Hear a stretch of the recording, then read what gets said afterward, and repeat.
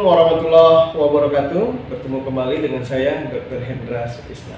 Ya, sahabat DHS, pada pertemuan kali ini saya ingin mengajak sahabat DHS mengenal bekam dari sudut saintifik, ya, berdasarkan evidence-based medicine yang dipublikasikan dari jurnal-jurnal ilmiah terpercaya. Ya, insya Allah pada pertemuan kali ini saya sudah mendapatkan sebuah artikel bagus yang berjudul Peranan Metode Pengobatan Islam Cupping Terapi dalam Penurunan Kadar Gula Darah.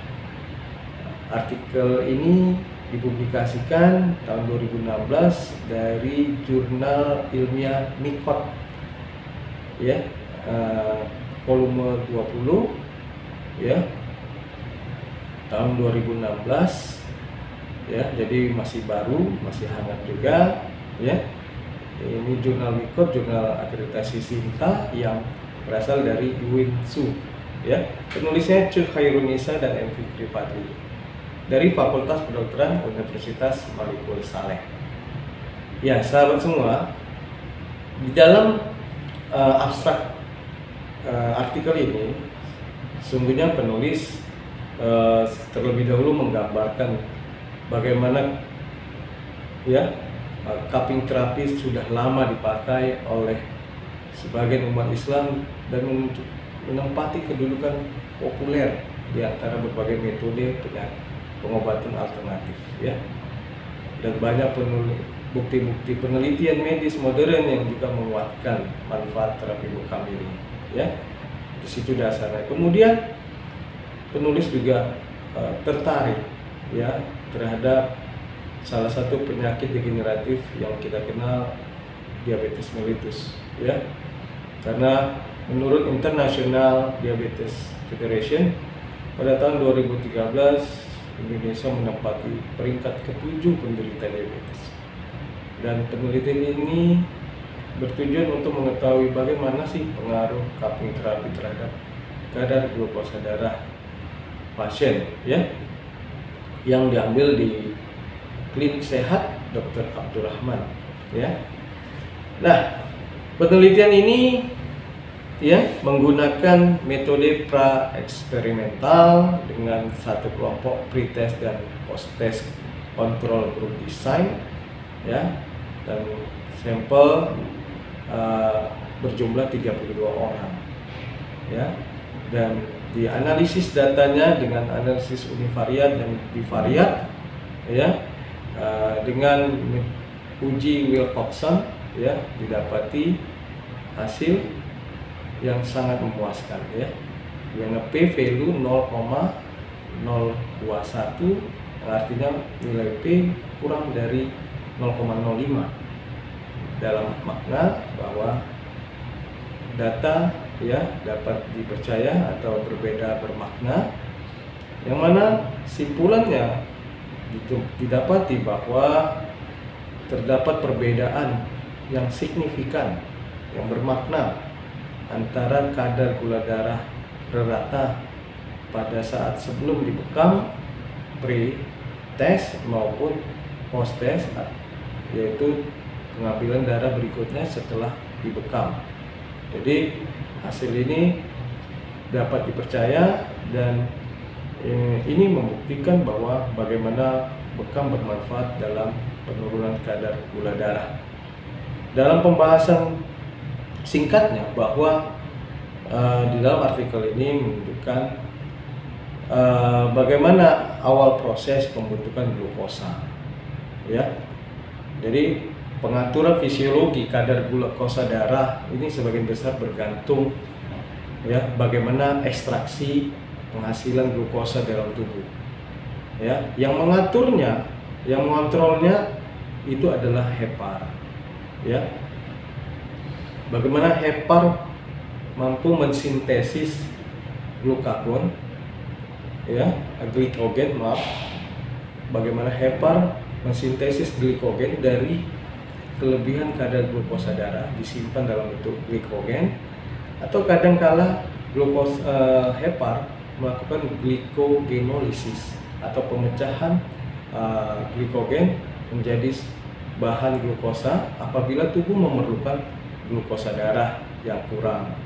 Ya, tentu saja jumlah glukosa yang diambil dan dilepaskan oleh hati atau hepar yang digunakan oleh jaringan perifer bergantung pada keseimbangan fisiologi dari beberapa hormon, yaitu hormon ya yang menurunkan kadar glukosa darah, yaitu hormon insulin, dan hormon yang meningkatkan kadar gula darah, yaitu hormon glukagon, di mana hormon-hormon itu dihasilkan oleh pankreas.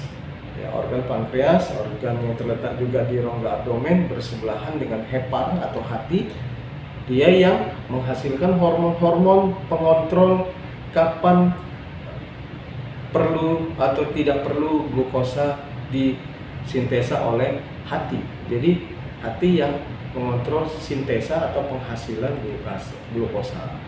Jadi kedua organ ini sangat penting. Selain organ hati dan juga pankreas, juga ada organ adrenal, ya. Organ adrenal, ya, medula adrenalnya ini ikut menghasilkan epinefrin, yang mana kalau epinefrin banyak diciptakan, disekresi oleh adrenal tersebut, maka ini akan memicu pembentukan glukosa, ya.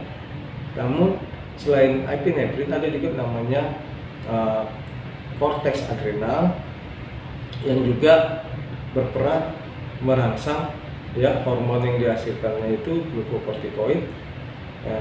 Apabila tersekresi atau terkeluarkan, dia akan memacu pembentukan glukosa darah juga. Jadi adrenal, liver, pankreas ini berperan dalam menentukan kadar gula darah tubuh kita. Maka dari sini juga bisa menjadi salah satu landasan indikasi terapeutik bekam di titik-titik mana saja penempatan motor poin bekam kita lakukan. Dan dalam penelitian ini ya memang dilakukan titik-titik bekamnya pada titik az-zahrul, ya, di mana titik az-zahrul ini titik-titik yang memiliki jalur segmentasi dermatom yang sesuai pada letak-letak ginjal, letak liver, letak pankreas gitu ya.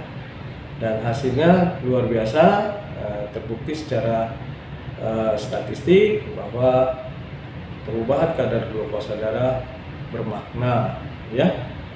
Dan bagaimana sebenarnya efek kerja bekam itu sendiri ya dalam menurunkan kadar gula darah, di mana bahwa terapi bekam ya khususnya bekam basah ya minimal harus dilakukan ya, ini 3 kali ya atau lebih juga lebih baik ya, karena terapi bekam basah ini dia efeknya juga tidak langsung ya. Ada pendukung penelitian pada tahun 2019, Subihi melakukan penelitian juga pada terapi bekam dengan menilai perbedaan kadar glukosa darah pada pasien diabetes. Dan hasilnya menunjukkan ada perbedaan kadar gula darah sewaktu sebelum dan sesudah dilakukan bekam. Hal ini menunjukkan juga bahwa terapi bekam memiliki pengaruh terhadap kadar gula darah. Ini penelitian penunjang. Selain itu, ya salah satu komplikasi yang mungkin timbul pada penderita diabetes ya adalah kaki diabetik ya, atau iskemi atau gangguan aliran darah ke tungkai-tungkai bawah, ujung-ujung tungkai bawah termasuk ujung-ujung jari kaki, yang biasanya akan berakhir pada luka yang tidak sembuh-sembuh dan bahkan amputasi. Penelitian yang dilakukan oleh Nasrat tahun 2015 di Jeddah ya, yang mengungkapkan bahwa iskemi ya, iskemi tungkai pada penderita diabetes dapat dicegah dengan cupping terapi.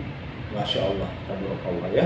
Iskemi tungkai bawah pada penderita diabetes mellitus terutama terjadi karena adanya akumulasi ya metabolit iskemik pada sirkulasi mikro ya. Jadi aliran darah kapiler itu sering sekali terganggu, macet ya, karena aliran darahnya buruk sehingga mikrosirkulasi terganggu dan juga menyebabkan angiospasm.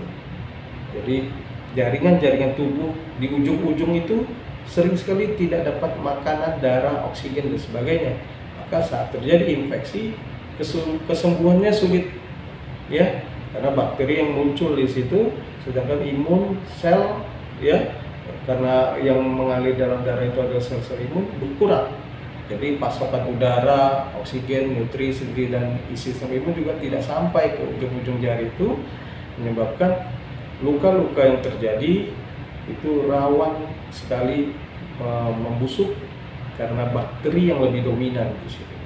Ya, dengan cupping terapi, metabolit tersebut dan mediator inflamasi, ya, termasuk tumpukan toksin yang dihasilkan oleh bakteri-bakteri di sekitar itu akan dikeluarkan dengan cara penghisapan maupun skarifikasi kulit atau sarto atau penyayatan, ya, sehingga resiko pembusukan luka di ujung jari bahkan amputasi itu bisa dihindari. Ini menurut Nasrat tahun 2015. Dan cupping terapi ini memang tidak bisa dirasakan manfaatnya langsung dalam waktu pendek, ya, karena produksi insulin endogen oleh sel-sel beta pula Langerhans, ya, di organ pankreas tersebut, ya, ini perlu waktu, ya. Jadi bekam melalui ya, sekresi nitrit oxide yang memperbaiki sirkulasi darah ke pankreas, ke liver, kemudian juga dia mampu memperbaiki kinerja sel-sel pankreas, sel beta pankreas terutama dalam menghasilkan insulin dan juga meningkatkan respon insulin yang tadinya resistensi insulin terganggu, sehingga responsivitas insulin di jaringan akan meningkat dengan efek bekam tadi. Maka secara perlahan dalam waktu tertentu bekam yang disandingkan, ya, dengan pengobatan-pengobatan lainnya semacam pengobatan medis konvensional, ya, ini dengan fisioterapi tentu memberikan efek yang maksimal, ya. Di sini dengan dibantu kontrol diet, pengobatan dengan obat hipoglikemi dan juga bekam dan sebagainya, ini memiliki banyak manfaat untuk pasien-pasien diabetes mellitus. Masya Allah, tabarakallah. Jadi Bapak Ibu semua, dari sini patutlah kita syukuri bahwa Rasulullah SAW telah mengajarkan kita ilmu pengobatan langit, ya, pengobatan dengan cara berbekam yang ternyata bermanfaat untuk banyak penyakit, salah satunya dalam mengontrol kadar gula darah pada pasien-pasien yang mungkin terdiagnosa diabetes mellitus. Mohon maaf kalau banyak kekurangan dalam analisis ini, dan kepada Allah hanya saya berserah diri dan mohon ampun. Sampai bertemu kembali dalam episode selanjutnya. Wabillahi taufiq wal hidayah. Assalamualaikum warahmatullahi wabarakatuh.